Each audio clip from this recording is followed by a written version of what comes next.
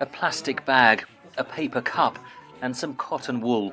A makeshift gas mask that will surely provide scant protection from any chemical attack. But a father's desperate attempt to protect his children from impending attack. Russia is claiming that terrorists are behind the attacks, but all the world knows that Russia and Bashar al-Assad are going to hit us with chemical weapons. In nearby houses, civilians are digging shelters. The bombs are already falling on Idlib. Russian aircraft this week targeting what they claim are terrorist enclaves. 2.9 million people live in Idlib province, the last stronghold for Turkish-backed rebel forces and rival anti-Assad groups.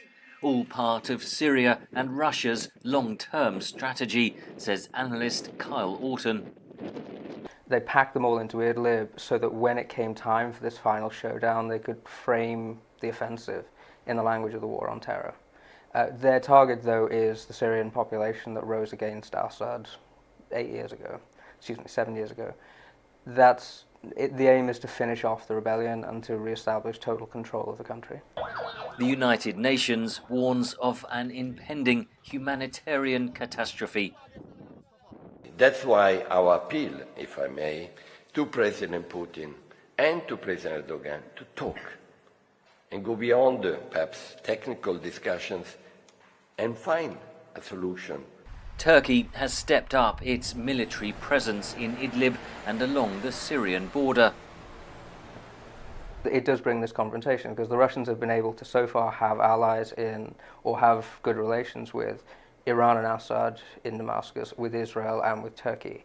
Now they're made to choose between two partners in Turkey and Assad and Iran in Idlib.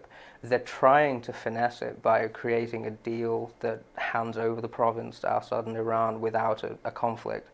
Whether Turkey's President Erdogan will accept such a deal remains to be seen. If Turkey could be sure that the PKK wouldn't come into Idlib, there's a chance they would do that. And if they weren't going to be flooded with refugees as well, they may well go for something like that. The problem is that the Iranians and the regime have started training the PKK and advertising the fact that they're coming in with their troops.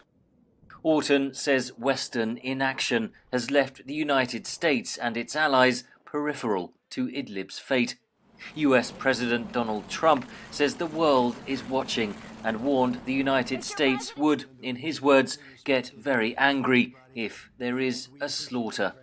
Henry Ridgwell for VOA News, London.